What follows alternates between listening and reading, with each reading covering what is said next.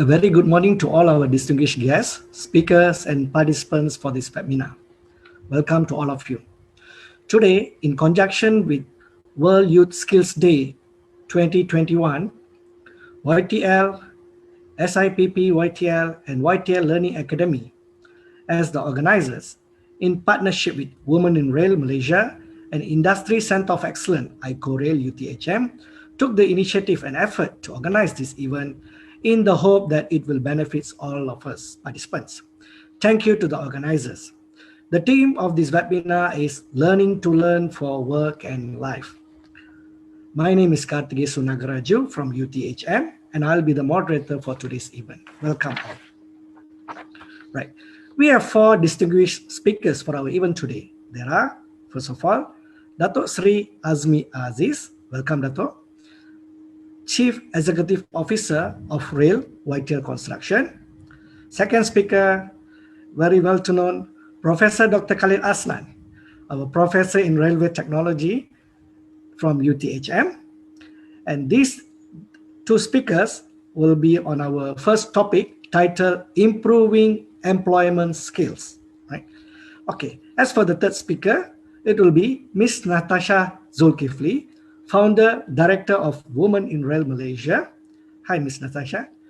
And Dr. Engineer Jowono Presitijo as our fourth speaker, Head of Industry Centre of Excellence for Railway, ICORail UTHM.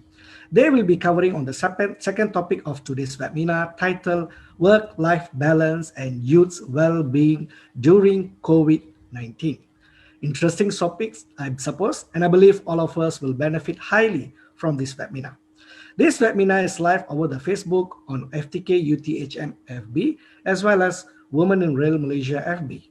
Participants may wish to share the link to many more out there, friends, to make more to attend and benefit from this webinar.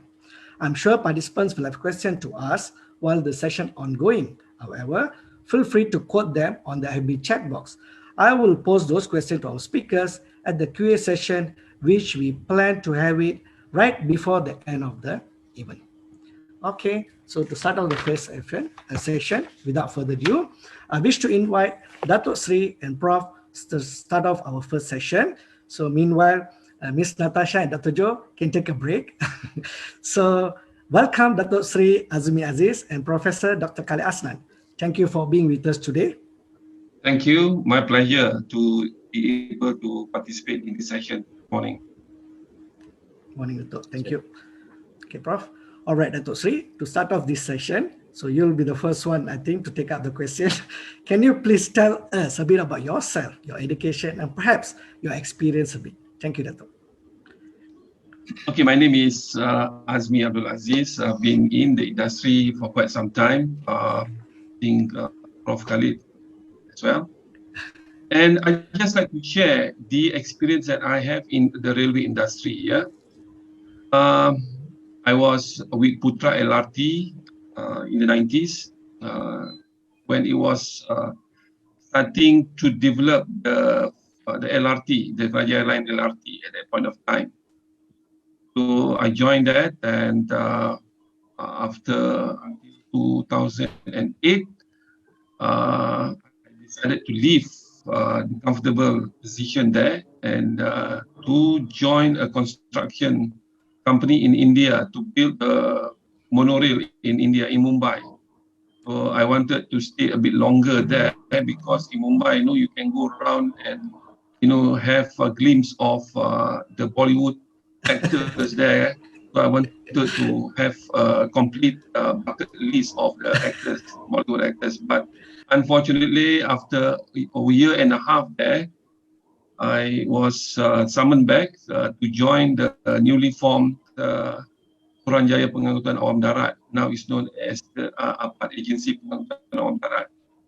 So in India, I was with SCOMI, that is as a project manager, and then also as a train manufacturer, because SCOMI produced a train in Rawang, Selangor. So I came back and joined SPAD as the Chief Development Officer. I think that was the time then I got into contact with Prof. Khalid then. And So that was as the regulator. So in Putra LRT was the operator, then as railway project developer and train manufacturer, and then I moved to become in SPAD as the public transport regulator. And then after that, I was asked to move over to Prasarana as the President and Chief Executive Officer of Prasarana until 2017. So when I joined Prasarana, basically I've completed the cycle of the key components of the railway industry as the operator, as a contractor, project developer, train manufacturer, regulator, and then back to be the operator. So basically, I've completed the ecosystem of the railway industry. And because I have high admiration for UTHM, for being the only university in the country to lead railway engineering or technology as a subject, I can offer my experience or some of my knowledge to enhance the knowledge bank of UTHM whenever we do so. So that is basically, I would like to start off with that, of my cycle in the railway ecosystem. I'm here. In 2018, I joined YTL for the high-speed rail, and after that, it was put on hold until today. We are still working on that. And while doing so, I'm also working on the Gemas JB double track project for KTM, which will benefit UTHM also with a stop in Aitam, yeah, when it's completed later on. Okay. Great, Datuk Sri. So almost complete, I believe. I mean, one question. I'm afraid I don't have other questions for you. By the way, thank you. Probably unfortunate for Karan Johar. Never seen you in Mumbai. Otherwise, would have taken you acted in any of his movie in Bollywood, I guess.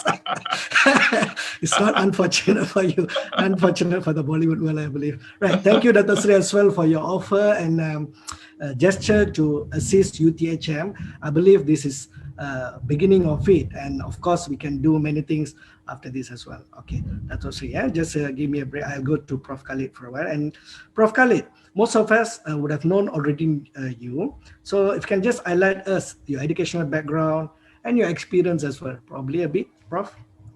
Okay. Thank you, Dr. Katijasu. Assalamu Alikum warahmatullahi wabarakatuh, and good morning.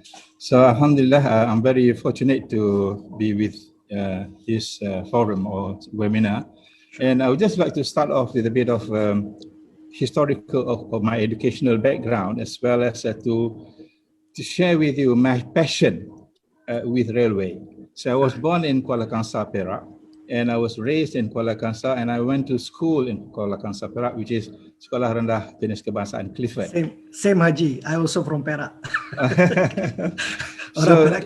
So every day when going back and forth from my house to the school, I passed through the railway station every day. Wow. So you see, that kind of build up my passion towards railway.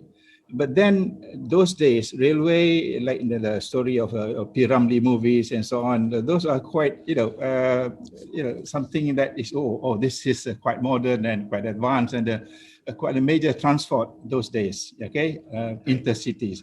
But then from the other point of view, it seems that there was kind of not so much enthusiasm in joining them, because basically railway then was looked as non-punctual.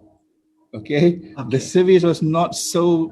I mean, just imagine from Kuala Kangsar back and forth to KL to Batuas and so on. Maybe just twice a day, right? And maybe some cargo, maybe not many. So I looked them. I looked the railway as a quite interesting public transport. But those days there were a lot of kind of a not so rosy picture. So, but then when I went to UK for my A-levels, okay, just to cut the long story short, I did my A-levels in Grantham, in Lincolnshire. near Nottingham. And my house then was just very near to the railway station again. Oh, okay. And I found the railway transportation in UK was very, very, very good. Okay, in terms of punctuality, in terms of service, in terms of comfort, and everything is so good. So in my mind, then, what happened in Malaysia? So can we do this? Okay, what we learned, what we experienced in the UK, can we do that in Malaysia, in my home country? So my educational background was mechanical engineering. So I did my mechanical engineering degree in the University of Birmingham, UK. And since then, railway was not so kind of a rosy, or not so much. People want to go work in railway. This kind of a dirty, and so on and so forth. So it's not really glamorous. Although my passion was, if I can do something to the nation, if we can upgrade the railway service to at par with UK, that'd be very good. So that's why I finished my degree, and I did. My passion then was move to automotive. So that's why I did my master's in automotive engineering in Southampton, UK, and still I have my passion towards the railway vehicle. Okay, train. But again, opportunities were not there, right? But then in the 1990s, when Tun Mahathir and Anwar Ibrahim and so on in the 90s, they developed this kind of what you call it, LRT, monorail, commuter, and so on. So that's start the booming, okay, the growth of railway back in the 1990s.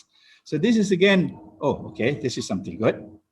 And then when I did my PhD back in Sheffield, again, Sheffield Hallam University is perhaps the only university in UK that offers degree course in railway. Okay, so okay, in my mind then, okay, let us do this in Malaysia. Okay, we have a model here, although I did not do railway engineering in Sheffield Hallam University, but I got friends there, and I look at their programs, and it's very, very interesting. So this is some of the things that, that kind of encourage people to work in railway, giving them a kind of a more, a job sought after, okay? Not really in the last list of jobs that they want. And the involvement of industry in Sheffield Hallam University for that kind of degree is great, okay? Because they involve with the potential students right from the very beginning. Okay. So that's why when I came back to UTHM, I tried to do something by joining with KTMB. Okay, look, can we do something? That was around 2007. So when I was the Deputy Dean of the Faculty of Mechanical Engineering in UTHM, so that's what I intended to do. But then it stopped there, right? But 2011, 2010 actually, the university wanted to do something on railway. So they, the NC approached me, okay, you set up task force to look into this railway program. So that's how the beginning of the railway program in UTHM. Okay, thank you very much.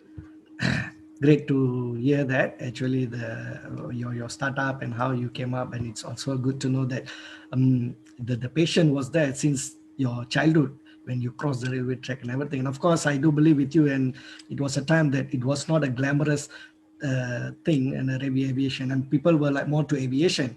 And when you work in the aviation industry, something very glamorous and thing. But now I think the COVID had changed that very much, that aviation, well, I shouldn't say this, but no longer, a patient already, because people start to go back to the land transportation and things like that. All right. So, Datuk Sri, you have studied engineering before, and you have more than 30 years of experience, like what you have mentioned earlier as well, in public transport industry.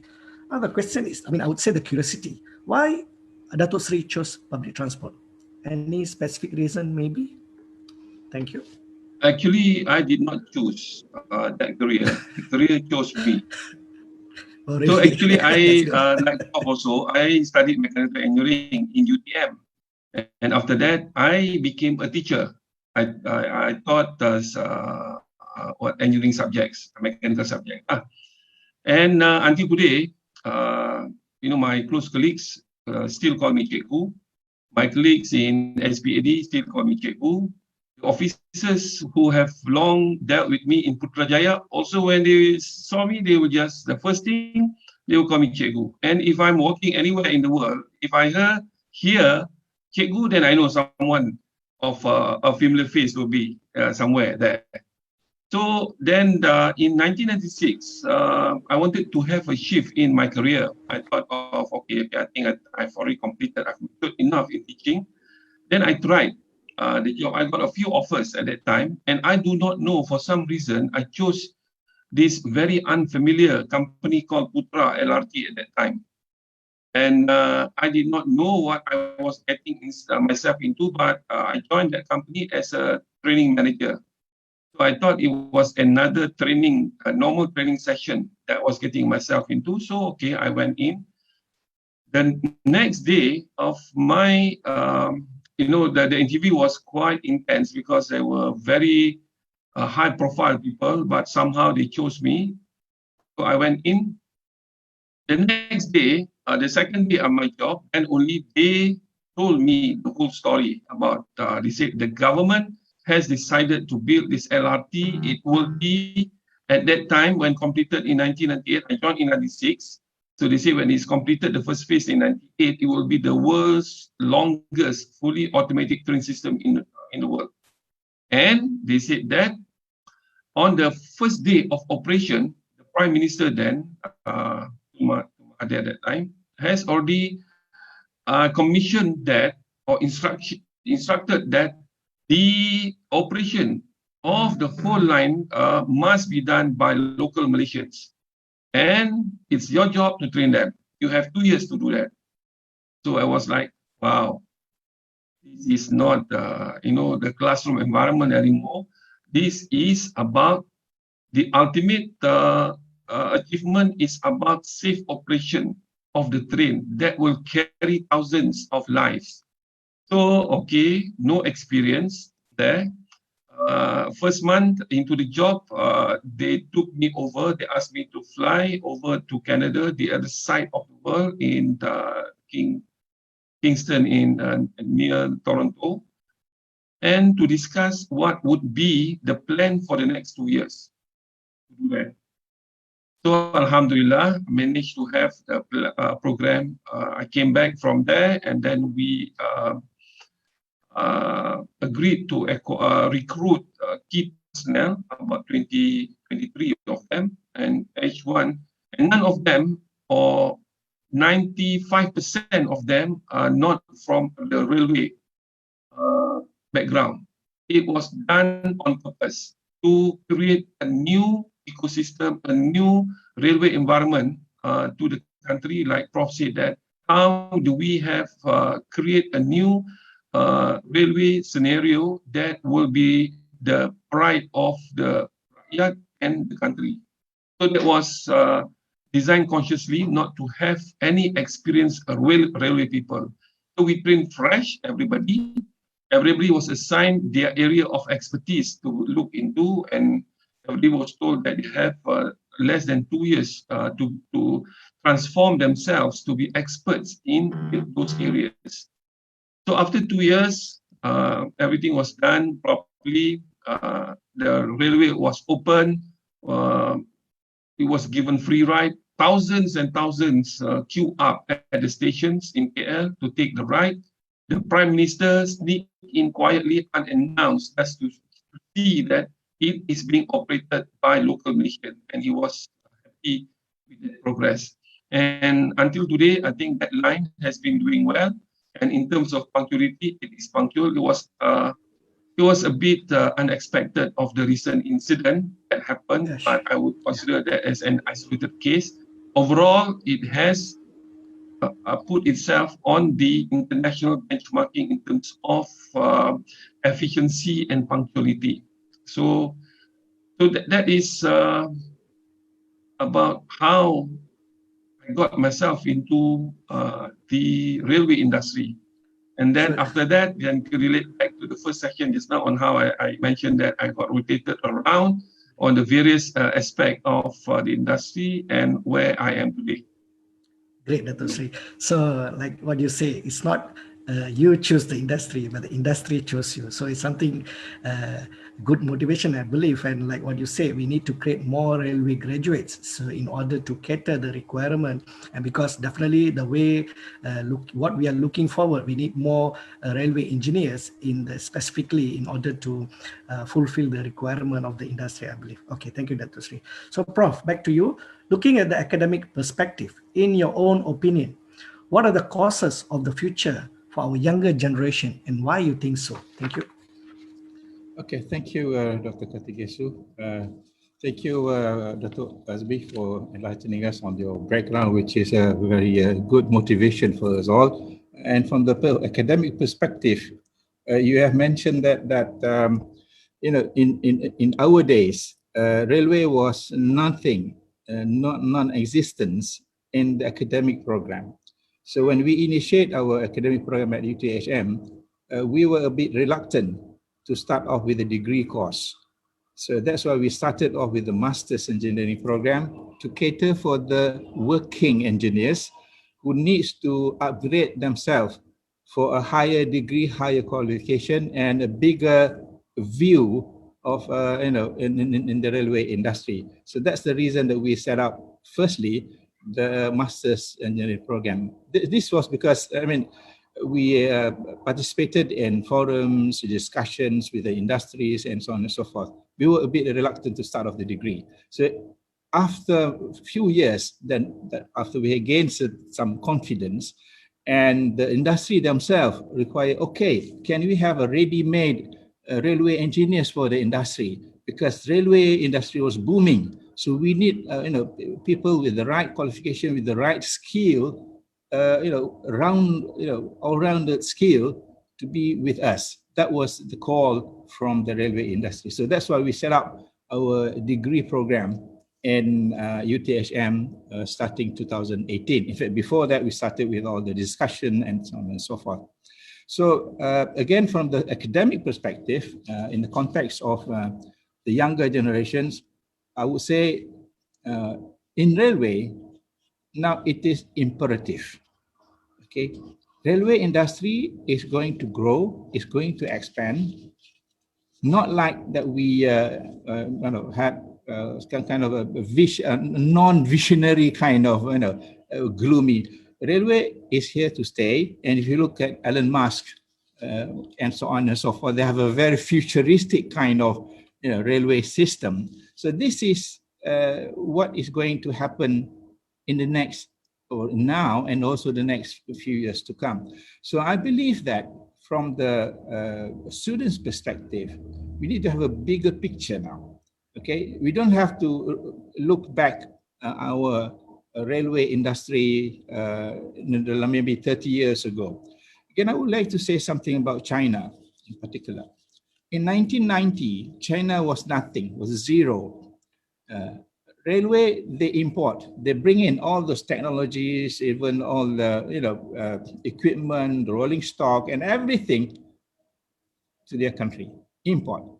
But in 2015 onwards, okay, the growth, the steady growth of high-speed rail alone, not to mention other railway, high-speed rail alone is about 2,200 kilometers per year growth. So you see, China has expanded from zero to that kind of a volume, kind of a network program. So whether you like it or not, Malaysia, geographically, we are in a very strategic position. Okay, Singapore is down there, China is up there. So it's going to be a great future for railway. So that's why if you were to talk about railway, don't look back at the old railway system. Railway system now and the future is very modern, it's very much digital, and it is at par with the you know, IR 4.0, RI 5.0 or whatever. So we need to be at par. Otherwise, we will be lagging behind. Okay. So the Western countries or the developed nations, they have, they have gone through that phase, right? So don't let Malaysia left behind. Okay, so Okay, Prof. that's why I would say we at UTHM and also the other universities are also offering those. So let go forward, future thinking. Thank you. Okay, Prof. Thank you. So future is those for those who believe in themselves, I believe, like what you have said. So we have to cater the courses as per the requirement, a timely, and of course the future requirement and things like that. Right. Thank you, Prof. Dato Sri, you have achieved so much success throughout your own career, I believe. So definitely, almost every steps, achievement and success. So in your own words, how do you define success? And what is your biggest achievement that you're proud of? Maybe you can relate in between them, I believe. Thank you, Dato Sri. Right, thank you. And before I go to that question, I just like to echo a bit of that in the railway industry, it is going to grow into the future. We should not just look at scenario in the country, but globally. We can see that how the technology will grow and continue to leapfrog into the future. And it's from the steam engine into the electric diesel locomotive, into the LRTs, MRTs that utilize electricity fully. And you have the high-speed rail and then the maglev that is not that well accepted yet, but it will, after they have find the best technology to improve the efficiency of maglev, it will be the next mode of transport, and then it will then snowball into the hyperloop. That will happen.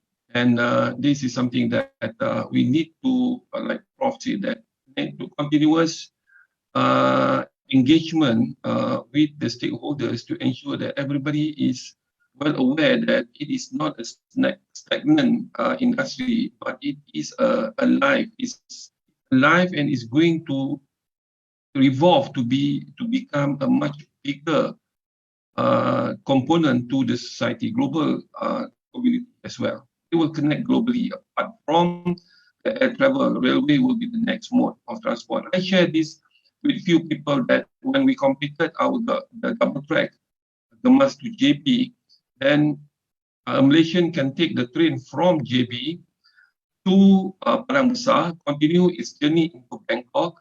Thailand is now doing a few of their improvement in railway connection. And in Laos, they are doing the missing link, and one that is completed with the help of the Thai government, you can then from Bangkok take the train into China, either connect to Nanning or Kunming, and then you continue up to Beijing on their high-speed rail, and from there, there's an option to use the Central Asia Railway Network or move up north through Mongolia and then get connected to the Trans-Siberian Railway Network.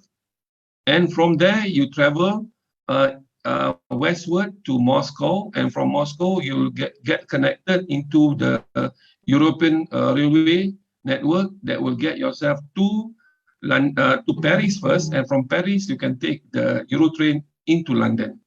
So that is happening, and I am planning to take that train ride soon when that portion of Laos is completed. You have to spend a bit of time there, maybe 2 weeks or 1 month, so that you can stop at some of the wonderful cities along the way and complete that global railway journey. Yeah, so that is the bright future of the railway industry. Now back to the success story. Success is when you put a plan, a target to achieve, and once you arrive at that point of what you have set up, then you have come to a starting point that you have arrived at the destination, and then you are successful of doing so. But then you have to continue to provide another target. In life, there's no final destination except for death. You have to continue. There's no such thing as retirement. You can retire, but don't stop work. Continue to do that. So that is the success of from your career and into the success of life as well. Because success is enjoying the journey, not having fun to arrive at the destination. It's just a temporary stop. Our final destination is the afterlife. So that's where we are supposed to target to.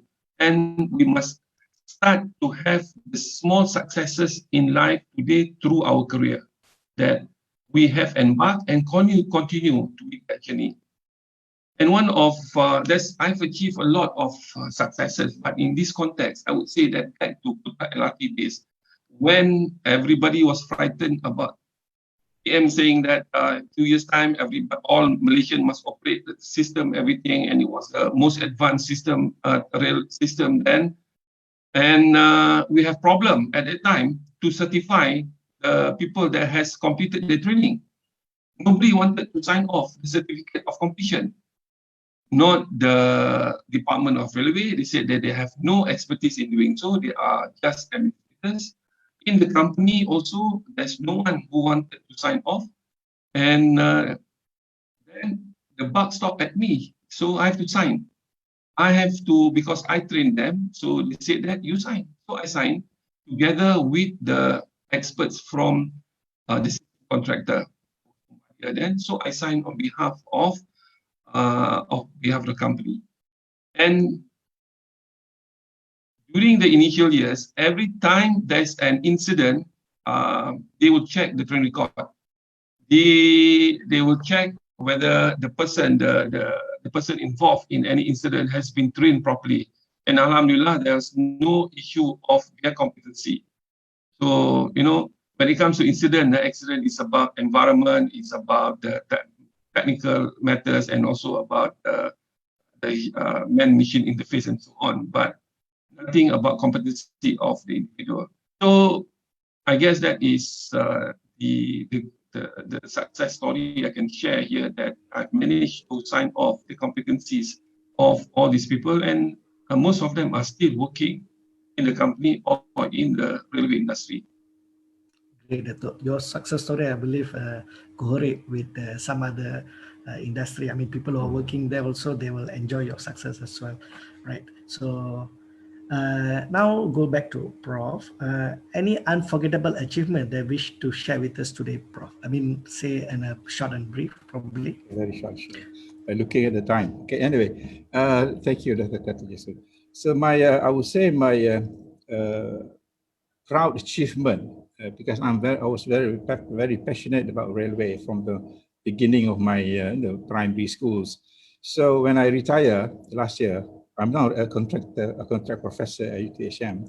So I believe that one of the success that I will be proud of was to establish the degree, the engineering program, academic program in the university, which was lacking, and now it's in reality. So I think that I would say I can say proudly that, okay, I'm kind of retired, but I'm now back at university. But I believe that academic program and also the research program, I would say is going. I'm leaving a legacy, which I'm very proud of, and I'm still involved with.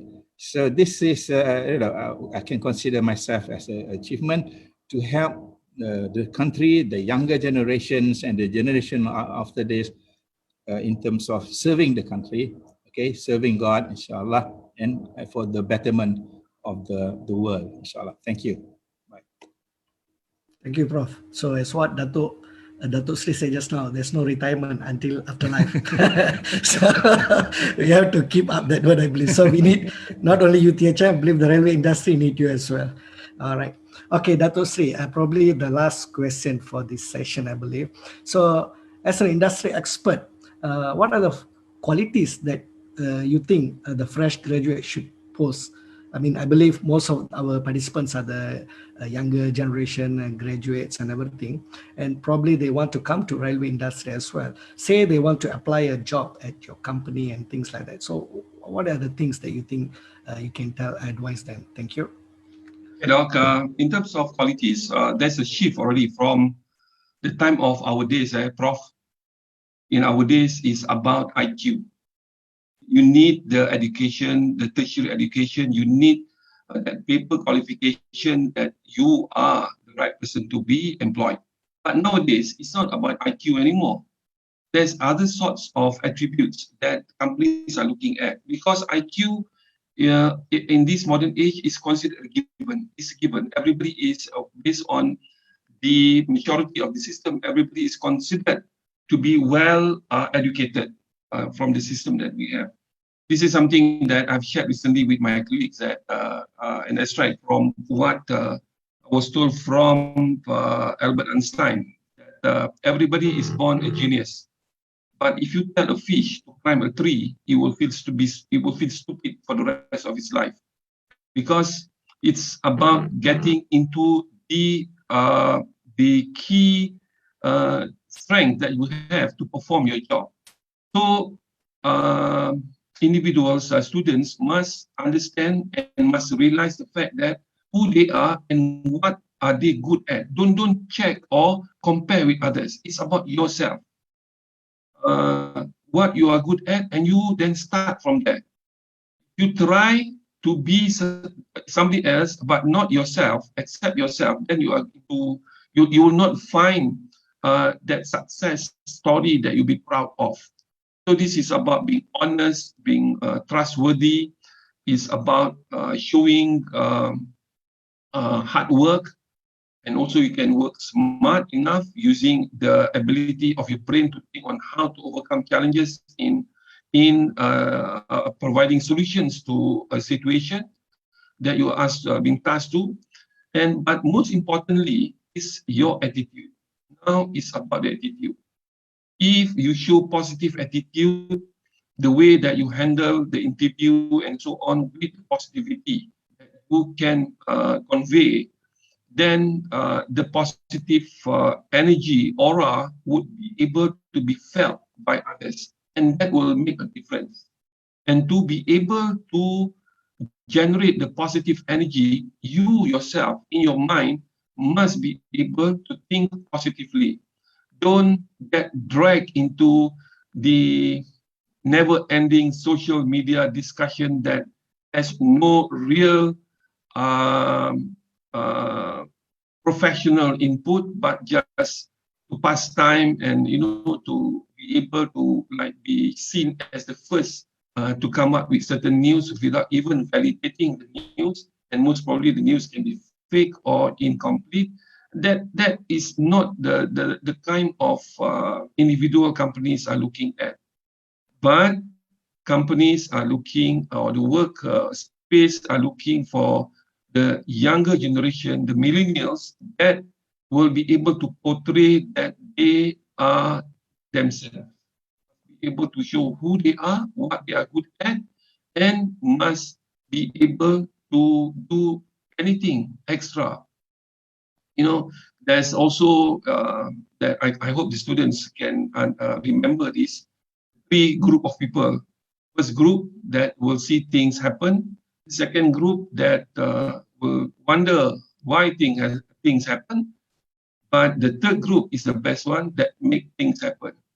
You don't just sit around and see what things and comment on your social media, or you just waste time to wonder, looking blank into the sky and wondering how things happen. But take the initiative to make anything to happen. Like even clearing up the path of people walking from any obstacles. That is the teaching of Islam, that you remove obstacles. So sometimes you see that some small rubbish in the pathway, you just ignore that, because in your mind you say that somebody else will be able to pick that up, or the cleaner will come and do it. But for you to spend 1 second to bend down and then pick up that rubbish and throw it away, it means a lot. Not just to you, but to the other people who are looking at you, or taking the initiative to make a difference. So that is something that I would like to see, because I have been doing this since 2000, Prof, when UTHM was the institute then. We took a lot of students doing their practical training into Kuta Elaki at that time, and I personally checked all the applications, and I can see that it was every year that we gave priorities to at that time Institute Tun Hussein On, right?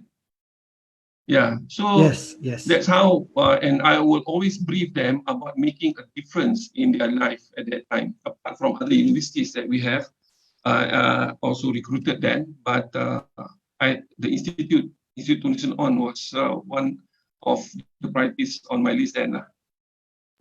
Okay, great to hear that, Dr. Sri. So, like what you say, the attitude is very, very important actually for this one. Right, Prof, how you can universities prepare students to succeed in these qualities so that they are ready to work? Probably like what Dr. Sri was sharing actually. Any idea, Prof? Okay, thank you for the very interesting and relevant question. Because in universities, in the old days, they were thinking very much on the academic kind of thing, like Dr. shared with us. So during our time, that was the kind of ideal, first class, and then so on and so forth. But nowadays, things are changing because we want them to work, okay, be productive. So, for example, in the context of railway engineering program in UTHM, so we practice 2U, 2I, and then we kind of modify a bit. It becomes 2U and 1I. The reason being is that we want the students to be engaged, know the industry, okay, know the industry so that they are well prepared. It's just not having a good numerical knowledge, scientific knowledge, and so on. So it needs well-rounded, okay, not just electrical, mechanical, civil, and so on and so, but well-rounded, including the generic skills and so on. So that's why we practice 3U, 1I in our curriculum railway in UTHM. So this is the things, the qualities that the students need to be prepared. So we assist them. The universities will need to assist them so that when they go into the job market, they are ready. All right, they are ready to face the world. And one more thing is that I'm a strong believer that the students themselves, they need to be engaged as early as possible. Okay, not just to leave it behind, so that they know the outside world and so on and so forth. So the universities need to prepare the students to have a well-rounded, not just on the academic matters, but as from the part of humanistic point of view as well. Thank you. Probably competent enough for the requirement of the industry, I believe. So we have to prepare the students like that. Right.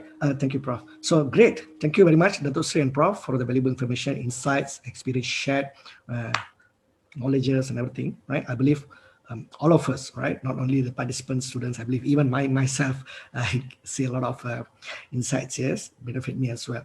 So we got a few questions from participants. However, I will share later after our second session because Miss Natasha and Dr. Juwan will be waiting for long for the session as well. So thank you again, Prof and Dr. Sri. So hopefully you can just enjoy our second session. So then till we come back to you, right? So I'm going to start our second session now, all right?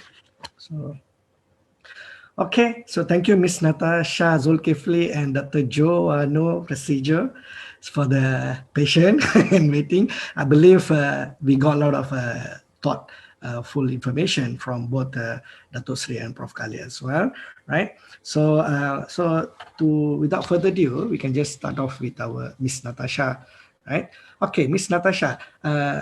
Now, just wanted to highlight the participants that is probably a bit general kind of topic, no more very much into the railway kind of thing. So, cope up with us, right?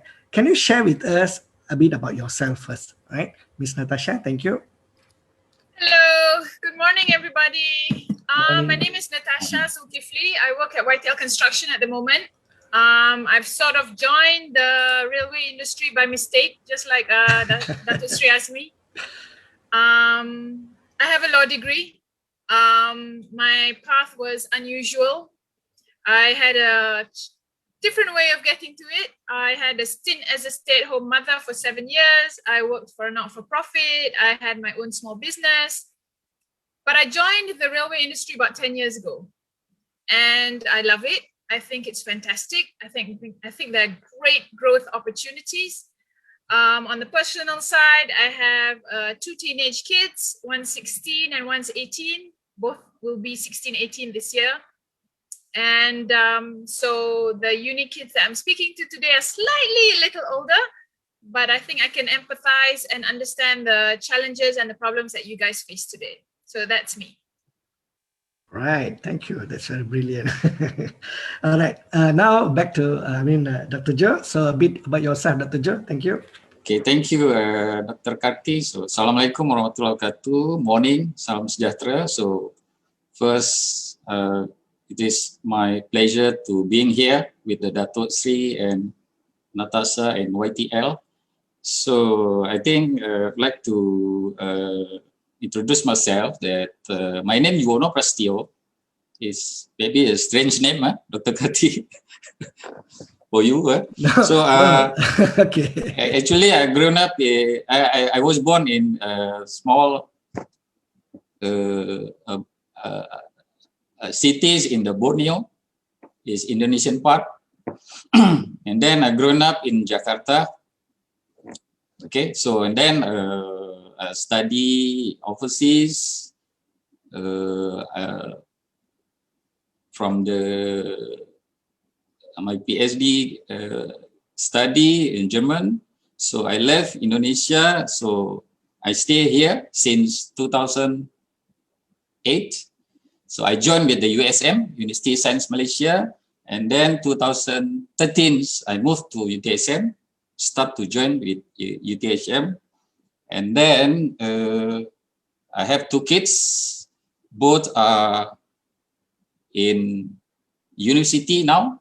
I think they're about to finish their study, inshallah. And then actually my background is a transportation system and engineering. It's not really focused on the rail engineering, but transportation system. But luckily now, since I joined the UTHM, so I joined the Prof Khalid to teach the Master of Science in Railway Engineering in 2013. And then I was appointed to be the head of the department for the degree program of rail engineering 2017. Before I end the appointment, I have tasked by Dato' NC to lead the Center of Railway ICUE Rail. So I think that's all for me. Thank you.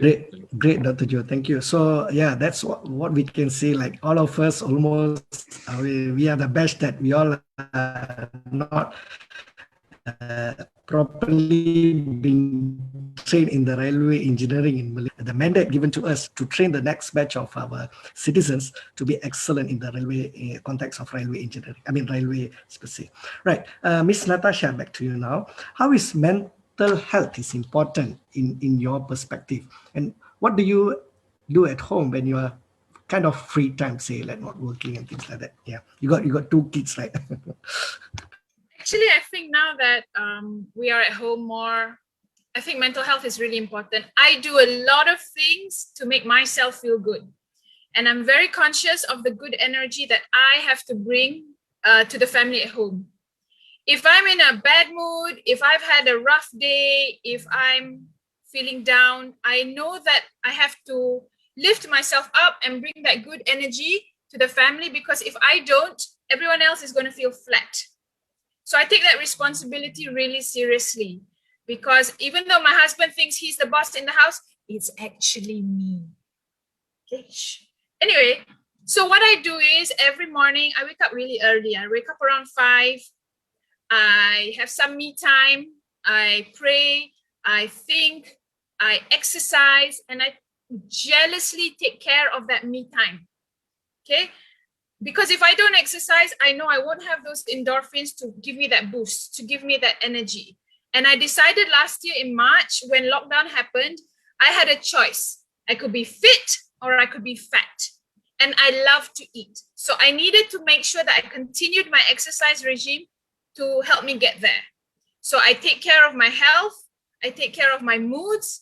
I take care of my appearance every day. I have a call with my staff at 9:30 a.m. and some of them show up for the call, tak mandi, still gosok mata, all that stupid tight mata, nak bawa keluar.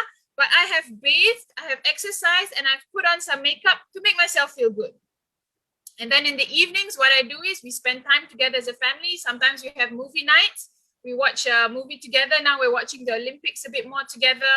And I always put on a face mask. And sometimes I drag my kids, my teenage kids, say, come on, you've got so many black heads. Let's do some face masks together. And we do that. It's not great, it's not fancy, but it's something to do together. And we have that love. We have that comfort. We all four of us, we squash onto my double bed. It's uncomfortable, but it's loving and it's caring, because it's important for me to show the kids that we still love them, and we need to have that bond together, even if we're not talking, but we're just watching the TV together and we're laughing at a movie, or we're watching a documentary, whatever, it doesn't matter. But I think that is what I do to consciously make sure that the mental health elements in my home are managed and balanced amongst us all. Okay, great, Miss Natasha. Like you say, yeah, it's very true. You know, during this time, we really have to take care of our mental, especially our people around us, our families, our kids, and everything. By the way, I do agree with you. Men always think only we are the boss, but actually we are not the boss. I do agree with you. Yeah, you got that right. The word think, yeah. Okay, right. Dr. Joe, you are not in your home country. As we know, I believe you really miss your home country, no matter what. Wherever you are, you can be wherever you are and everything, but definitely, I mean, we love our home country and everything. So it must be difficult for you. So can you please share, how are you coping with it? Because we got some, students from foreign land as well in our country. So maybe that will be good insight for them as well. Thank you. It is not difficult, Dr. Karti. It's not difficult, but it is very difficult. Okay, so because you have to leave the country and you miss the family or parents, something like that. But anyway, so I think you have to back to our purpose. Okay, we back to ours. I think I spend my lot of my times, more than 20 years, outside of the country. So I think this is about ala bisa kena biasa. As you say, practice make perfect, something like that. So back to the purpose. What is your objective? What is your targets in what's your being here in outside of the countries? Okay, so I think this is the importance, because having your purpose, then you may find the opportunities. Okay, the opportunities, then you will have the responsibilities. Okay, so by responsibilities, you have to show your performance. So this is, I don't think there's the time to be the stress. Okay, tak ada masa lagi for being the stress. Because why? Because you have a lot of, but having your purpose and your responsibility, then you have to come up with the good performance, good result. This is your responsibilities. Okay, so there's a lot of things to do. Okay, and then during my free time, I like to watching movie, traveling. Okay, see the news, something like that. So this is can enjoy yourself. Okay, this is the way you enjoy yourself. Then again, you have the families, and if you still have the parents, I think the parents is the very the close people. Parent is the people that you may rely on. Okay, because they are the parents. Okay, they are parents, and the children can back to the parents. Okay, parents who knows you, who knows the children. So this is how I cope the situation when I was here, far away from the home countries, and during the pandemic, we stuck on our homes. We cannot go anywhere. then you should focus on your purpose, meanings of life, or meanings, purpose of your works and responsibilities. I think that's all, Dr. Karti. All right, thank you, Dr. Joe. So it's a bit very touching, I would say, but these are the things I would say, like people like Dr. Joe was away from the family, and we already got, I mean, the gift to be with our family. And, you know, I believe this is the time we should mingle more with our family, and we should see the bless in disguise. I believe, like we don't take things for granted, and be happy with what you have and appreciate with what you have. So don't worry, Dr. Joy, it won't be very long. So once everything is over, then the aviation and everything will be back to normal. Then I believe you can go back to your hometown, visit your family, things like that. Right, Dr. Joe, again to you. Recently, there were 2 death cases reported among students in our local university. Right? Can you please share some of the initiative taken by the university in dealing with mental health, and your own words?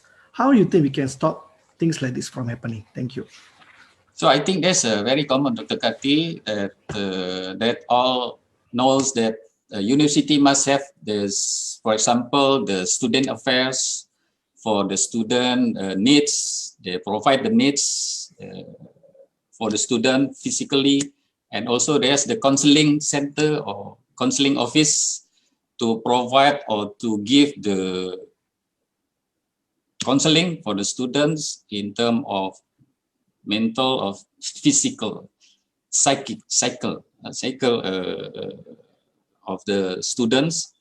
So, but I think this counseling center or the student affairs office may face the different situation due to the pandemics, but the issue may be different. Okay, so this is the way the university try to find out the different solution because of the different situation or the problems. So again, I think students have to back to this purpose, okay, back to the objective, okay, of being the students.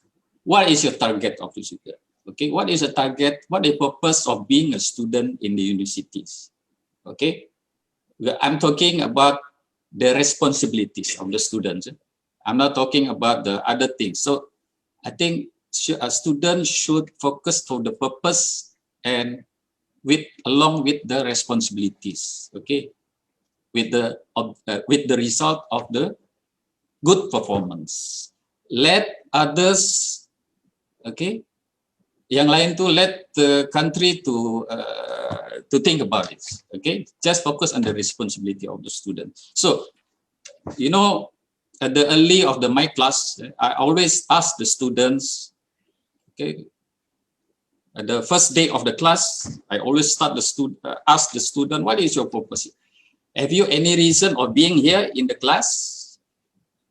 If you don't have any purpose or any objectives of being here in the class, the doors is open. Okay, you may waste your time. Okay, you may waste your time, or you may disturb others because you are here without any reasons.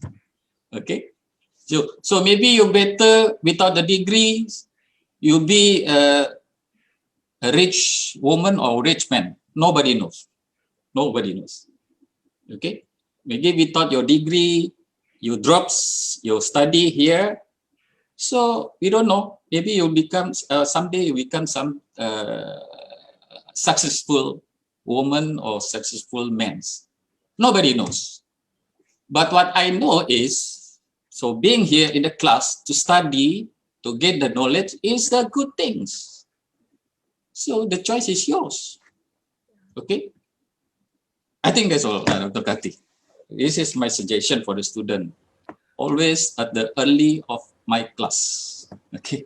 Okay, great, Dr. Joe. So, like what we got our academic advisor as well in university. So, students who got such kind of problem, I mean, feel free to communicate, contact. No matter what, I believe they should be able to handle you or channel you to the right person, so that things like that, you know, we can avoid from happening. Right now, Miss Natasha, the state of mental health amongst our community is at an alarming rate. Everyone knows that, especially during this pandemic time and everything. Every day when we tune in the news, there are reports about mental health being discussed, be it depression, suicidal cases, and etc. Your view, Miss Natasha, as a mother, how do you ensure that your kids at home are not mentally depressed? So basically, the participants here, I believe almost all of you are youngsters, haven't got married, haven't settled down and everything. So I believe this could be a good insight for you guys. Say advice from a mother. Thank you. Actually, I agree with Dr. Joe. I think every student now needs to know their responsibility. And as a mother, I always told the kids, make sure that you wake up for class, online class. There are days where, like 10 minutes overslept. Okay, fine. I let that slip. But most times they're sitting at their desk, they're online, they're doing their lessons. And I think for me, what was most important is that they know that they have a responsibility. That is their job. I don't ask for anything. I just ask for you, study hard, put in your effort. Have you done your best? It ain't a great situation out there, but at least we need to be able to have your job. I have a job, you have a job. Do your job well. So in the meantime, what have they done? They together, I knew at the start of lockdown last year that now is the time, since we're all at home, now is the time to teach them some life skills. And I said, you're going to leave home. No one's going to cook for you. Now is the time for you to learn how to cook. So they've learned to cook that. Now at home, we make our own lunches.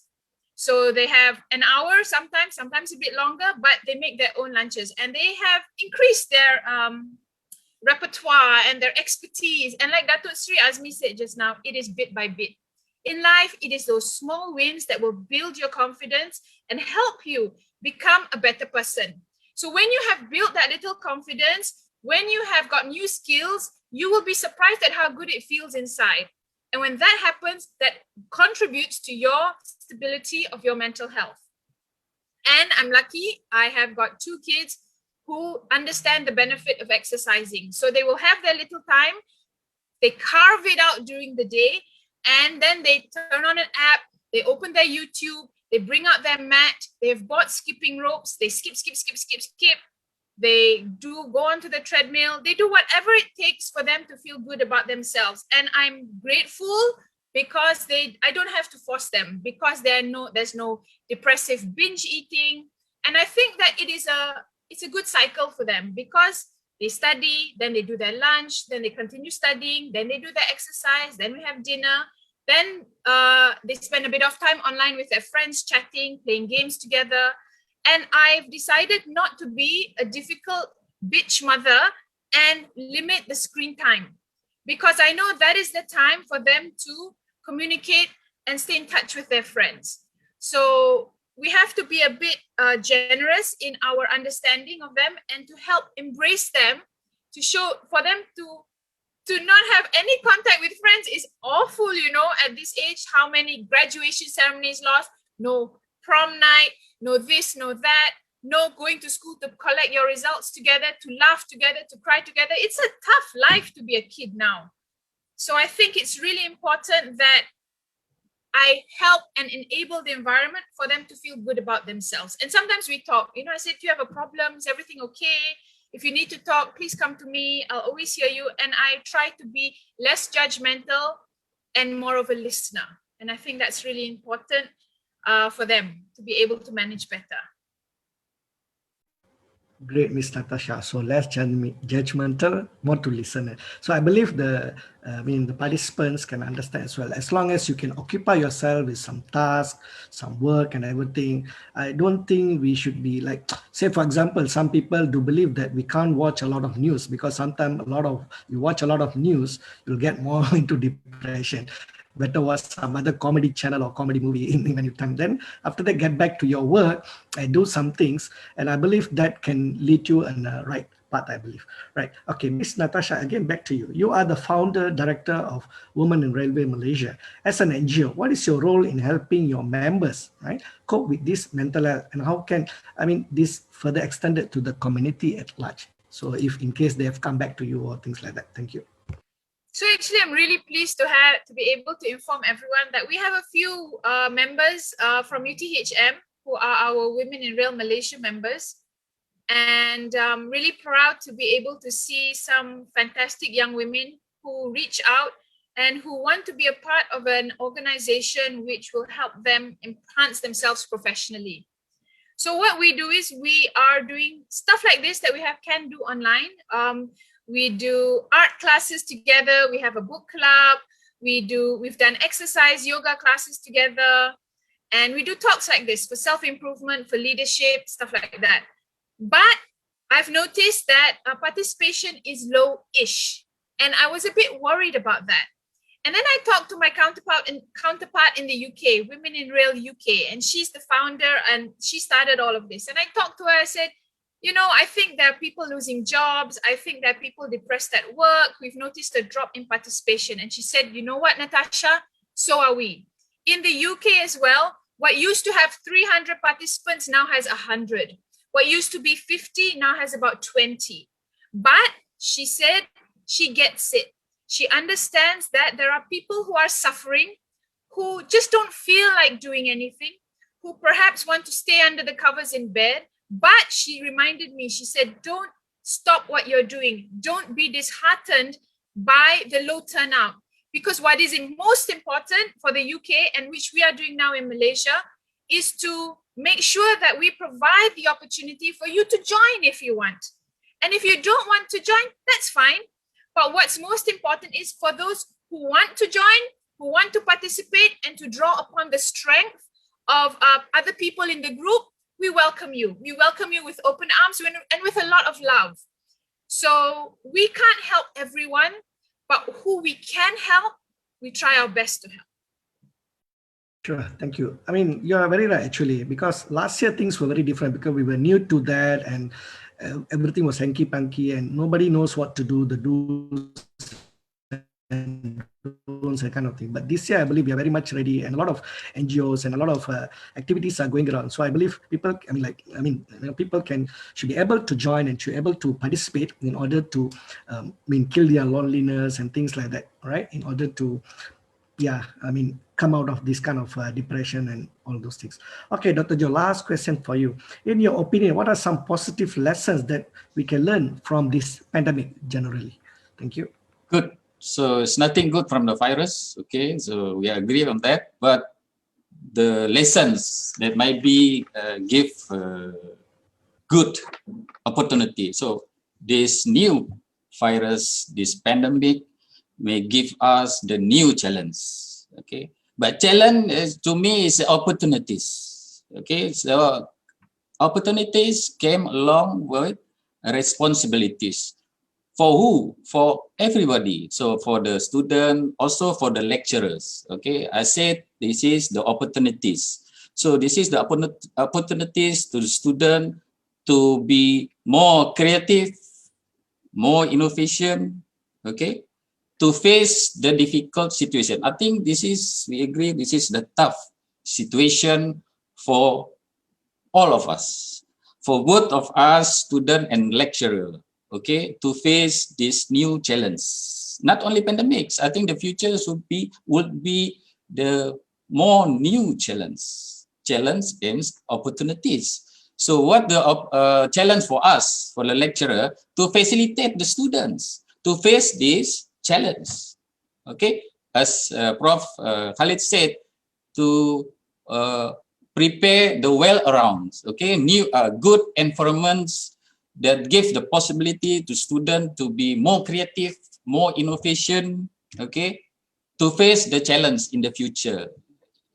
For example, this is for examples that our universities during this pandemics providing the class, okay, conducting the class with the virtual systems.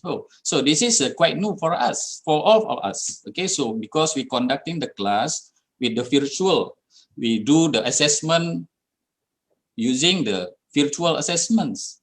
Okay, we conduct the laboratory works using the virtual system. So this is new for us. Okay. So in terms of the technology, I just invited by MOSTI, Ministry of innovation, science and innovation, that there the Ministry of Transport with the MRT have proposed some paperwork. Okay, so the background of the paperwork is about due to the pandemics. So they have an ideas, okay, because during this pandemic they have some sort of problems by the MRT. What the problems during this pandemic? First, the import of the spare parts of the trains. Okay, so because it's pandemics, the border is closed, country is at lockdown, then the spare part came late. Okay, and then the result will be the delays of the maintenance, delay of the technical tests, and so on and so forth. Second, foreign expertise. Okay, due to this pandemics, so maybe foreign expertise cannot enter the countries, say, with the result of the delay of the maintenance, maybe, okay, technical tests, maybe.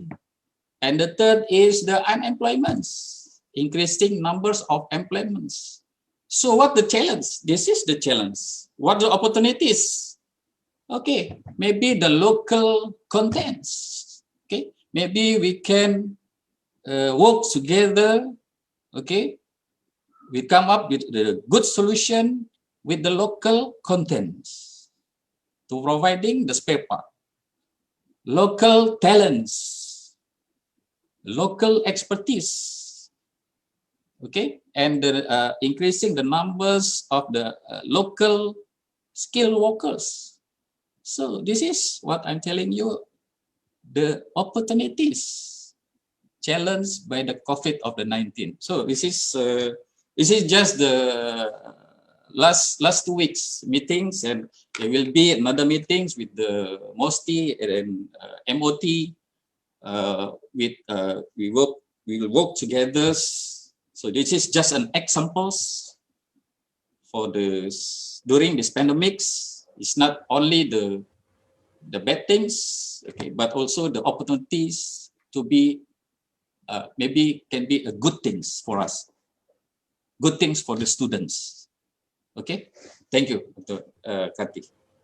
Okay, thank you, Dr. Joe. So the keyword I would believe, is challenge. From the challenge, we create opportunities, and when we got the opportunity, be responsible. So I believe these three keywords should sum up the positive lessons that this one. Right. So thank you, Miss Natasha and Dr. Joe, for your valuable inputs on all the questions. Very much informative. So now we move on to the QA session. Some things. So which open for all the panelists. So first, the questions posed to Dato Sri actually. With the current COVID-19 situation, how do you foresee the future of public transport in Malaysia? And will there be job offers for real students like that? So students concerned, Dr. Sri. So your this one, earlier this one. Thank you. Yeah, thank you, Rock. In the history of mankind, this is not the first time that the world is facing such a situation. There were previous spread of viruses that was unknown then, but now it's something that the human body can take, no problem. This will overcome itself because our body with the help of the vaccine will be able to provide the protective elements from future infections. So it will go away. But in the meantime, what do we do? Particularly in our situation, or as an individual trying to make a livelihood of their lives. This to relate the latest situation that we had, the financial crisis in the 90s, right? The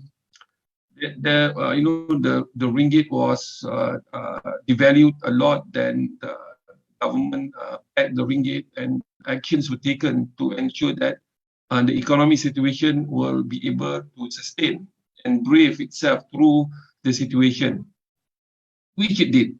And then we surfaced better than before. And I believe this time around also, like Prof Dr. Joe mentioned that in any situation as such, there are opportunities. And it's how we put ourselves, the opportunities of career may not be as evident as soon as everybody wish for, but it will happen once we have overcome this. When the government has put up the plan pemulihan negara, we are looking at what would be the impetus or certain catalysts that can be introduced to ensure that the socio-economic situation can be improved, particularly specifically focusing on the railway industry. So we are monitoring that and providing some advice as well. All right. And okay, yeah. Okay, Dr. Sri, thank you. So I hope we answered the question. So to Miss Natasha, how can NGO like Women in Rail Malaysia help students in this challenging time? I believe you have mentioned that. Probably you can make it a bit short to just sum up a bit. How do we reach out to Women in Rail Malaysia? Thank you. How do we reach out? Like UTHM reach out?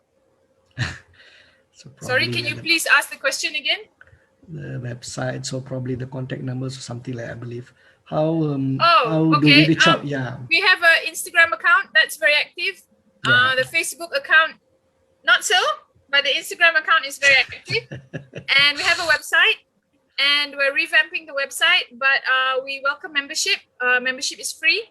We welcome males and females. 10% of our members are males, actually, because we do realize that for a thriving rail industry, we should have a good mix of diverse groups as well.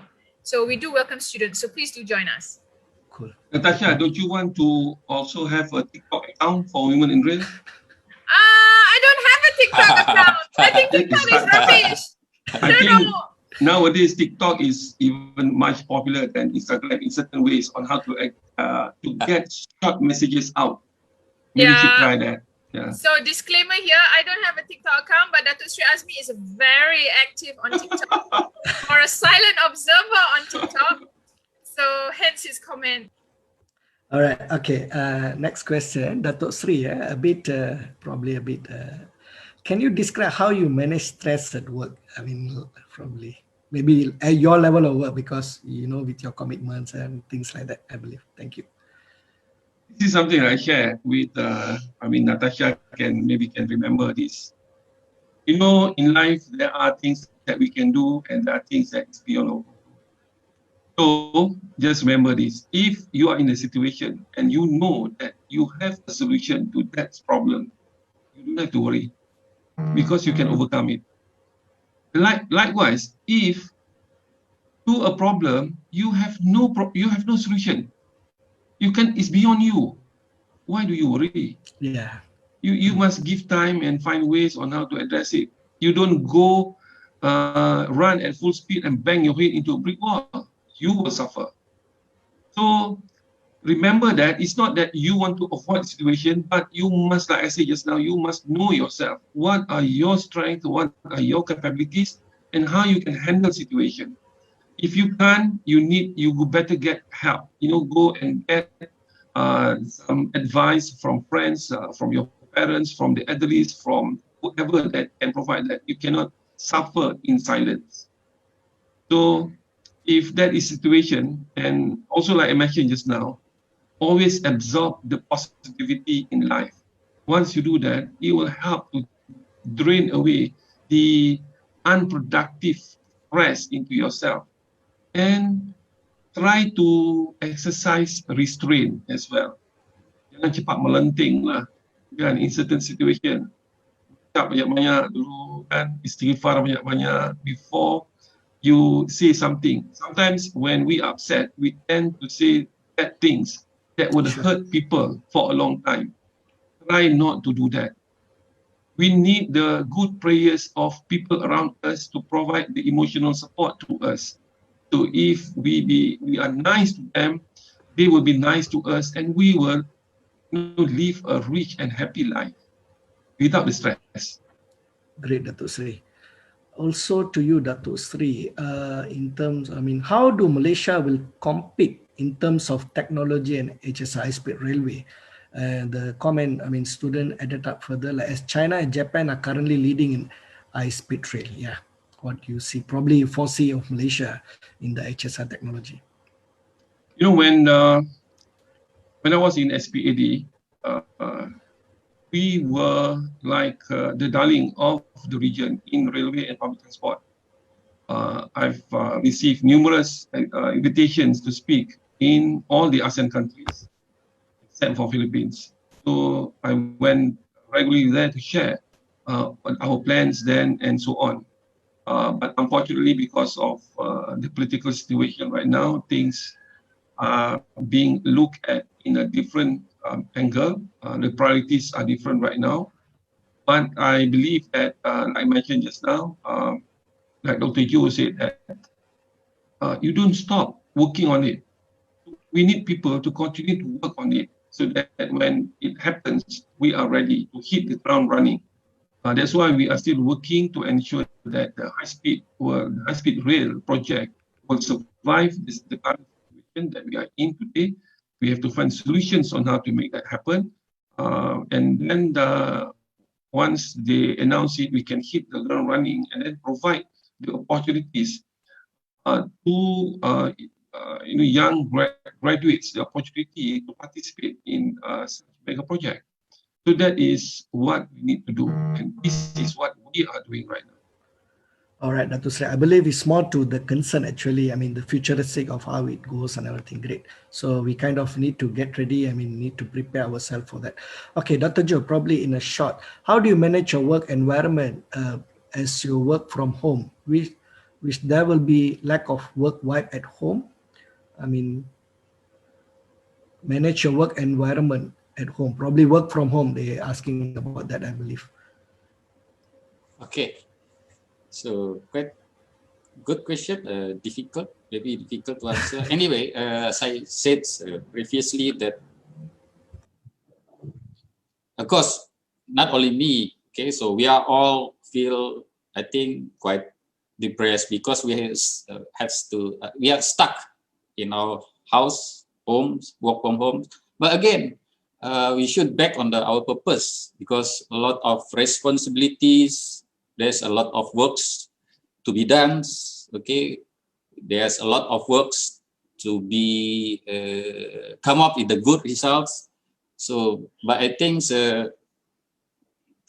I feel during our work from homes, there are much more works rather than face to face, because maybe they think easier to work from home rather than face to face. Okay, so how I manage myself, or how I manage the physical mentalities. Okay, because as Dato said that we should enjoy with our works because we have to stick the objective or the target of our works. Okay, and then as Natasha also said that again, I think the best thing to me, I feel that it's supposed to be a beautiful times to gather with the family, because work from home, you gather with family, with the parents. Parents should be the right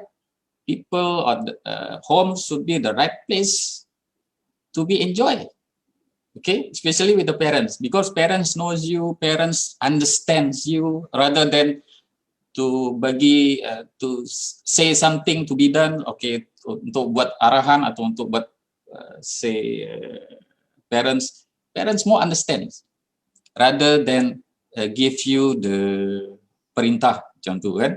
So to me it's supposed to be better, even better, or even nice, beautiful to be at home with the families or with the parents.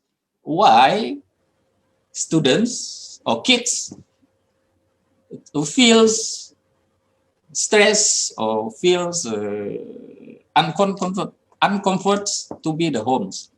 So this is what I feel, Dr. Kati. So to me, work from homes or face to face, it doesn't give any difference. Great. If I have to stuck in a home, work from homes, I think to be good, also good, better.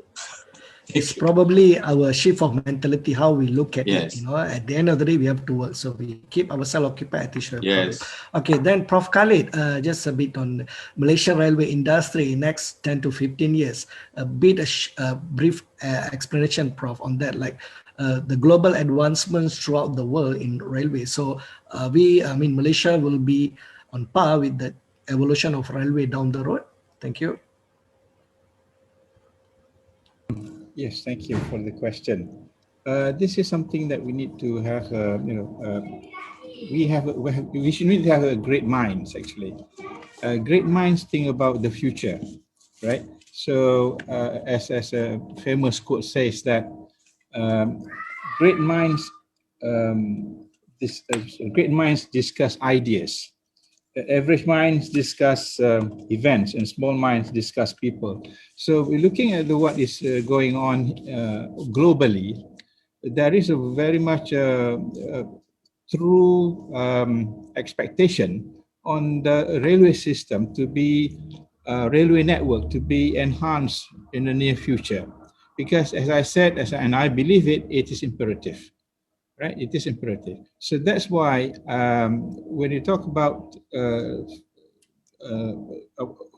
futuristic wise, so we have to think big.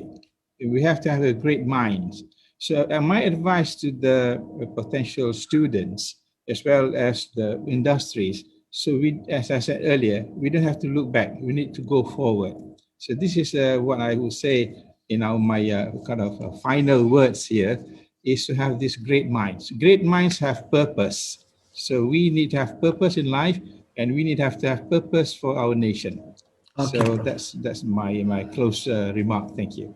Thank you, Prof. So kind of wrap up the thing. So we got many more questions, but since we are running out of time, last question to Miss Natasha.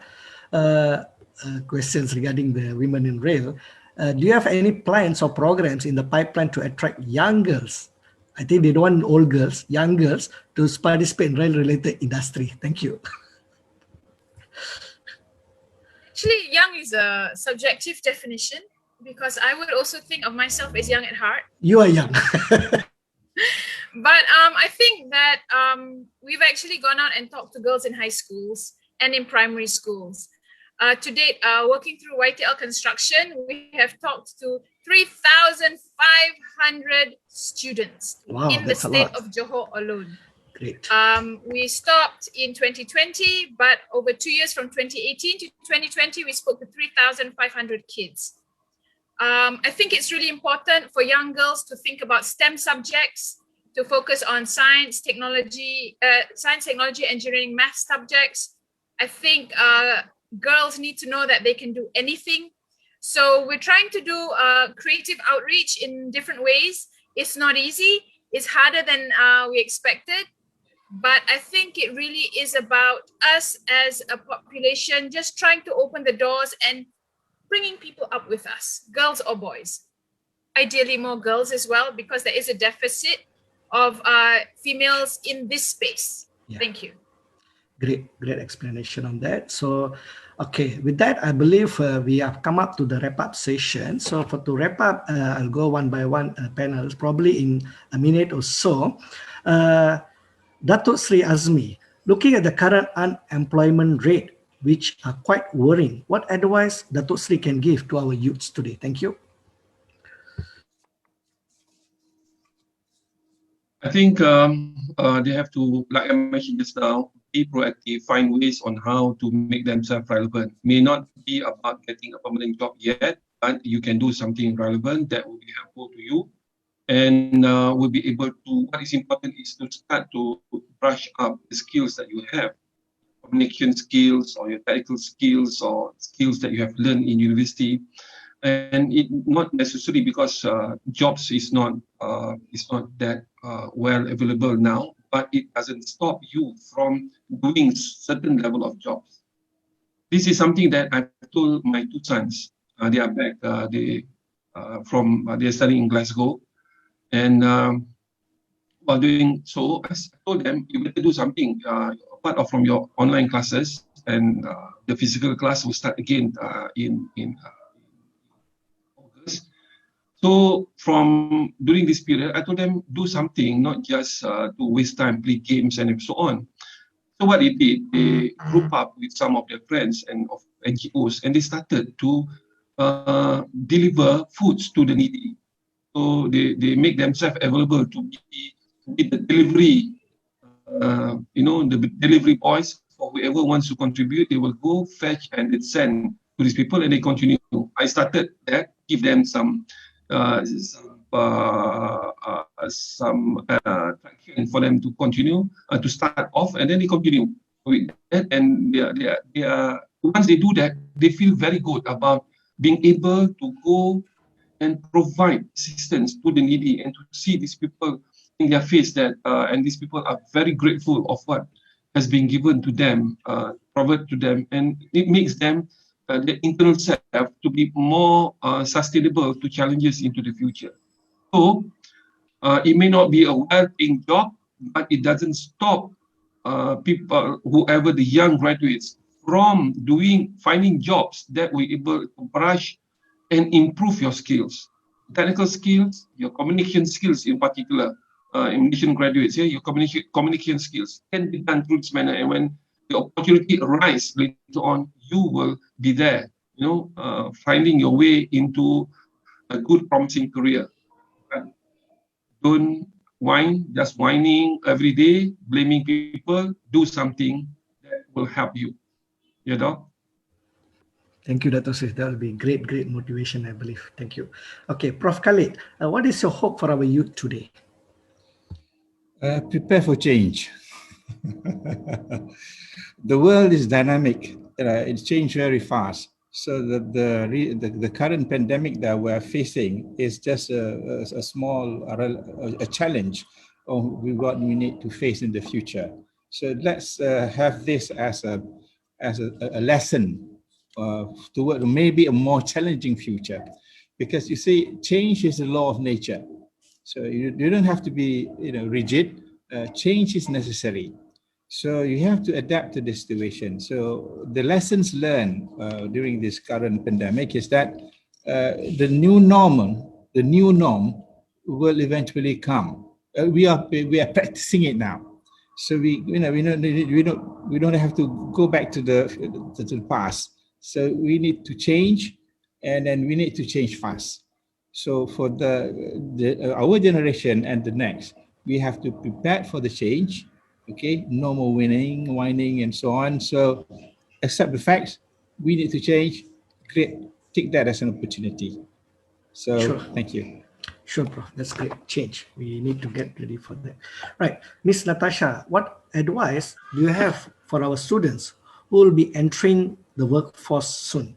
What they can expect? Thank you. Be nimble, be resourceful. Don't expect a normal workplace where you can go to work every day, get dressed up, go to work, and then come home. You need to learn good interaction skills online to be able to engage with your colleagues who you will meet online. It's not fun, but it's probably going to be like this maybe for a little bit longer. But if you are joining the workforce, be resourceful, be positive, work hard, follow up what you say, learn to speak and write well in English, please. We have such a big struggle in the workforce today. If you can write and speak well in English, you will be snapped up, I promise you. And if you don't, you will not be a candidate of choice. I always tell my staff who are poor in English to buck up, to read more, to write more, to converse more with confidence. They can't manage it because they don't have that, you have to do it. You have to keep trying. So that would be my number one advice. English. Okay, great. Well, the same thing I tell my students as well. You started up with broken language. Eventually, you'll get used to it and it will become just a normal kind of things. Okay, last but not least, Dr. Joe, the COVID-19 is having a devastating effect on youth today in terms of education, financial, social interaction, many more. What will be advised to our students shortly? Okay, so I think by all means, don't say if I can. Say I will. So maybe, okay. So I don't say that, Dr. Karti, that's a Lincoln say. So I think there's a good quotes that we may refer. Okay. So again, I know this is difficult or tough days for us, for everybody, for the students, not only students, also for the lecturers in terms of the university or academics matters. Okay, so this COVID may affect to our academic life. Okay, so again, students sticks. Okay, students should stick in their purpose of being the students. Okay, but you cannot think everything. Okay, just take on your responsibilities of being the students. Okay, study hard. Okay, gain the knowledge. Okay, let the country to think the rest. You cannot think any all. Okay, so that's my suggestion. So the student may write, do your best, or being the best at your levels. Okay, as a student, so you can be the best in your class. If you cannot be the best in your class, maybe you the best in one of the course. Can be like that. So do your best. Okay, try to do the best. Okay, so whatever you do, be a good one. Okay, that's what Lincoln said. Okay, so whatever you do, be a good one. Okay, so gains the opportunities. Okay, try study hard, focus on your objective of being the students, and let others to think the rest, not you. Okay, that's your task. Thank you. Great, Dr. Joe. Since all of you are going to be in semester break, and the other group going to start with work-based learning, UTHM. So I believe utilize this time fully to focus more and to learn what are the things that you need to learn, and also relearn things. Whatever you have learned, you think you are lacking, relearn. And that's how you have to utilize the time, so that you can get yourself away from all these unnecessary thoughts and all the thing that you are kind of not really part of it, I believe. So after all, it's your future and you have to put it in that way, right? So thank you very much again. So thank you very much to all the participants for listening all this while. Appreciate your involvement highly. Thank you to the organizers, and I wish we'll have many more such valuable information events in the future. So to all the participants, hopefully all the golden words that you heard today, the keywords and golden words, the experience and everything will be very much useful for you to look further in this railway career path, I would say. Okay. Last but not least, our distinguished speakers, Dato Sri Azmi Aziz, Chief Executive Officer of Rail, YTL Construction, Professor Dr. Khalid Asnan, Professor of Railway Technology, UTHM, Ms. Natasha Zulkifli, Founder, Director of Women Rail in Rail Malaysia, and Dr. Engineer Jowano Presitijo, Head of Industry, Center of Excellence for Railway, ICO Rail, UTHM. Thank you very much for being a very wonderful speaker for the day. Also thanking the technical team from UTL, Ms. Nina and Ms. Ilya, and from UTHM, Dr. Faiz Asraf and Dr. Huda. Thank you to all again. Have a good day ahead. Stay safe. Take good care. Bye. Thank you, Dato. Thank you, Ms. Natasha. Thank you, Prof. Thank you, Dato. Thank you, Puan Hope Natasha. to see you around. Hope to see you around. Thank you, Nina. Soon. Ilya.